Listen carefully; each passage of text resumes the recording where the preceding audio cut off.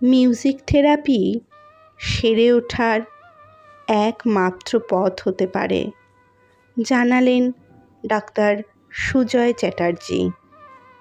অজন্তা অনেক বছর সব মুখ বুজে শুয়েছে। তার একমাত্র ধ্যান ছিল গান। সংসারটাও গুছিয়ে করতে চেষ্টা করেছিল।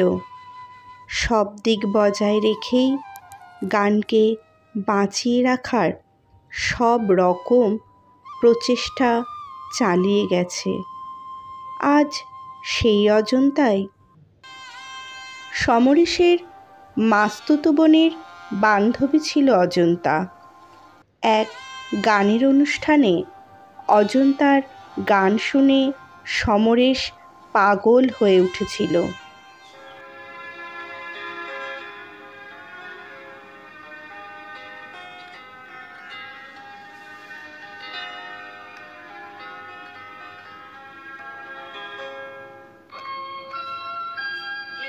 সুন্দর স্বর্ণালী সুন্দর কি বন্ধনে জড়ালে গো বন্ধু, এই সুন্দর স্বর্ণালী সন্ধ্যায় কি বন্ধনে জড়ালে গো বন্ধু, কোন রক্তিম পলাশের স্বপ্ন মোর অন্তরে ছড়ালে গো বন্ধু, এই সুন্দর স্বর্ণালী সুন্দর কি বন্ধনে জড়ালে গো বন্ধু।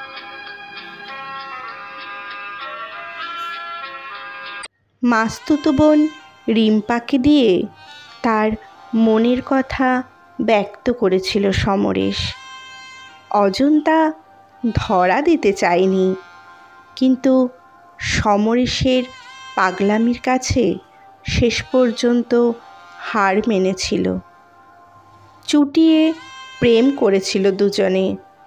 সমরেশ বলেছিল, তোমাকে সব সুখ এনে দিতে পারি অজন্তা। অজন্তা বলেছিল, আমার কিচ্ছু চাই না সমু, শুধু গানটা কোনোদিনও আমায় ছাড়তে বলো না। সে কথা রাখতে পারেনি সমরেশ।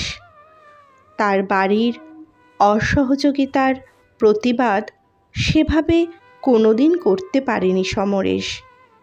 এইটাই বেজেছিল অজন্তার হৃদয়ে। জ্বলন্ত প্রতিভাকে একটু একটু করে নিভে যেতে দেখেছিল।